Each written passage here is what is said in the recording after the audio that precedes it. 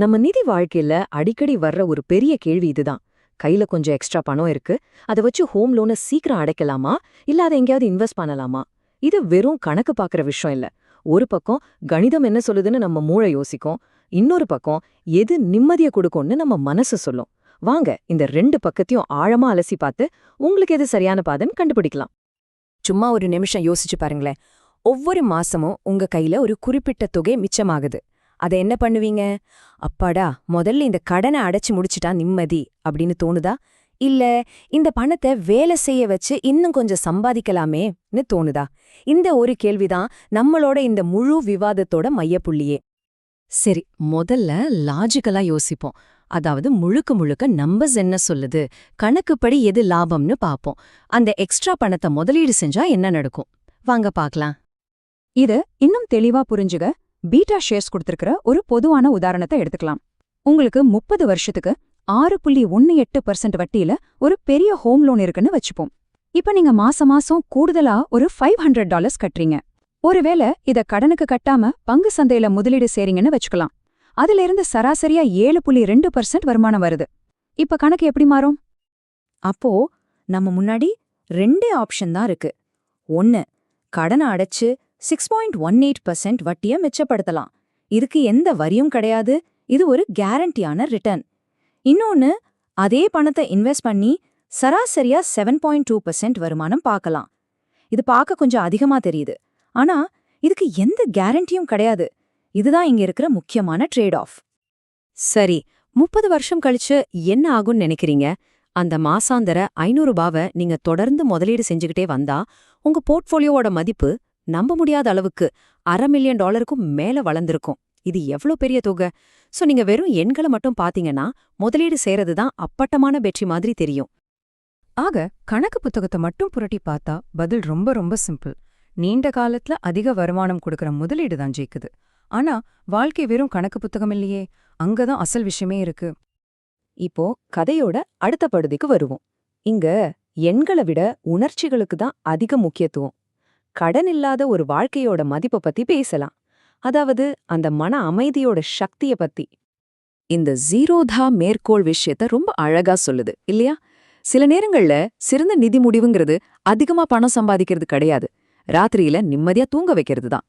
கடன் இல்லைங்கிற அந்த பாதுகாப்பு உணர்வு, அந்த நிம்மதியான தூக்கம், அது எந்த பணத்தாலேயே ஈடு செய்ய முடியாது. இதுதான் உளவியல் ரீதியா இருக்கிற முக்கியமான வித்தியாசம்.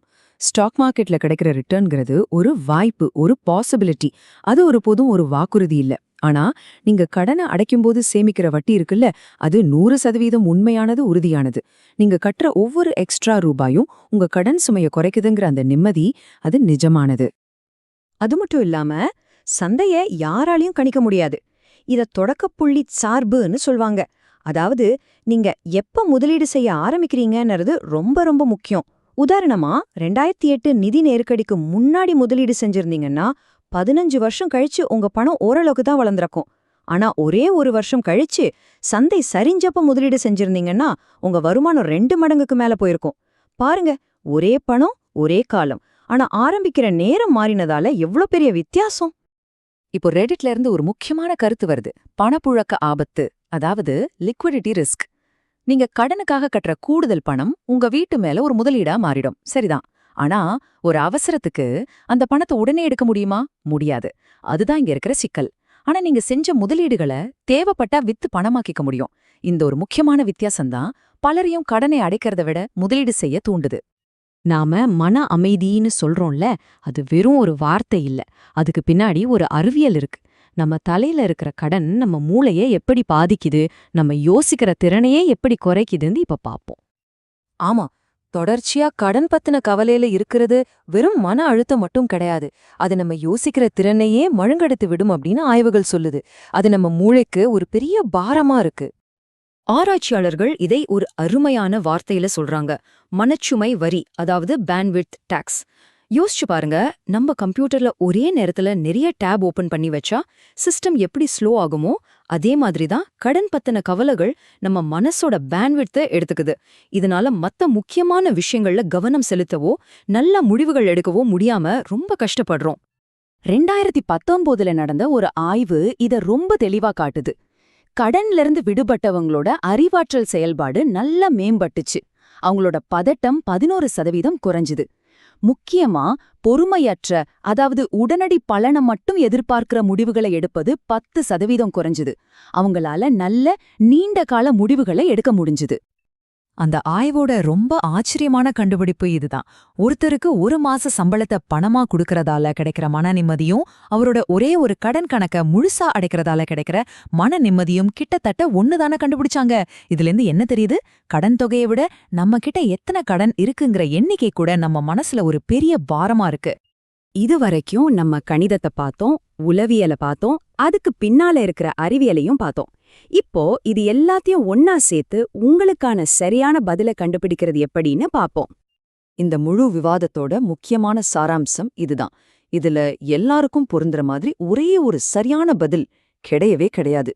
உங்களுக்கான சிறந்த வழி, உங்களுடைய தனிப்பட்ட சூழ்நிலை, நீங்க ரிஸ்க் எடுக்க தயாரா இல்லையா, அப்புறம் எல்லாத்துக்கும் மேல எது உங்களுக்கு ராத்திரியில நிம்மதியான தூக்கத்தை கொடுக்கும் என்பதை பொறுத்துதான் அமையும். உங்களுக்கான பதிலை கண்டுபிடிக்க இந்த 4 கேள்விகளை உங்களுக்கு நீங்களே கேட்டு பாருங்க. முதல்ல, எண்கள் என்ன சொல்லுது? உங்க வட்டி விகிதம் ரொம்ப அதிகமா இருந்தா கடனை அடைக்கிறது தான் லாபம். அடுத்து, உங்க பாதுகாப்பு. உங்க வேலை நிலையற்றதா இருந்தா, அவசர கால நிதி பெருசா இல்லன்னா கடனை குறைக்கிறது தான் புத்திசாலித்தனம். 3வது, உங்க மனநிலை. சந்தை கொஞ்சம் இறங்குனாலே பயந்து எல்லாத்தையும் வித்துடுவீங்கன்னா உத்தரவாதமான கடனை அடைக்கிறது தான் உங்களுக்கு சரி. கடைசியா, உங்க மனசுக்கு எது நிம்மதி கொடுக்குது? வளர்ற இன்வெஸ்ட்மெண்ட்டை பாக்குறதா இல்ல குறையிற கடனை பாக்குறதா? பொதுவா சில சூழ்நிலைகள்ல கடனை முன்கூட்டியே அடைக்கிறதா சரியான முடிவா இருக்கும். நீங்க ரிட்டையர்மெண்ட் வயசு நெருங்கிட்டீங்கன்னா, இல்ல உங்க வருமானம் நிலையற்றதா இருந்தா, இல்ல நீங்க தான் குடும்பத்துல ஒரே சம்பாதிக்கிற நபரா இருந்தா, கடன் சுமையை குறைக்கிறதா உங்களுக்கு பாதுகாப்பானது. அது மட்டும் இல்லாம, உங்க வட்டி விகிதம் ரொம்ப அதிகமா, அதாவது 7% இல்ல 8%க்கு மேல இருந்தா 2வது தடவை யோசிக்கவே வேண்டாம். அந்த கடன் அடைக்கிறதா நீங்க செய்யக்கூடிய சிறந்த முதலீடு. கடைசியில நம்ம மறுபடியும் இதே கேள்விக்கு தான் வரும். ஒரு நல்ல நிதி முடிவுங்கிறது அதிகமா பணம் சம்பாரிச்சு கொடுக்கறதா இல்ல ராத்திரியில நிம்மதியா தூங்க வைக்கிறதா? உங்க நிதி பயணத்துல எண்கள் மட்டும் வழிகாட்ட வேண்டிய அவசியம் இல்ல. சில சமயங்கள்ல மன நிம்மதிக்கு ஈடா எந்த வருமானமும் வராது. இறுதியில உங்க பணத்தை எண்கள் ஆளப்போகுதா அல்லது உங்க மன அமைதி ஆளப்போகுதா? இந்த முடிவை எடுக்க வேண்டியது நீங்க மட்டும்தான்.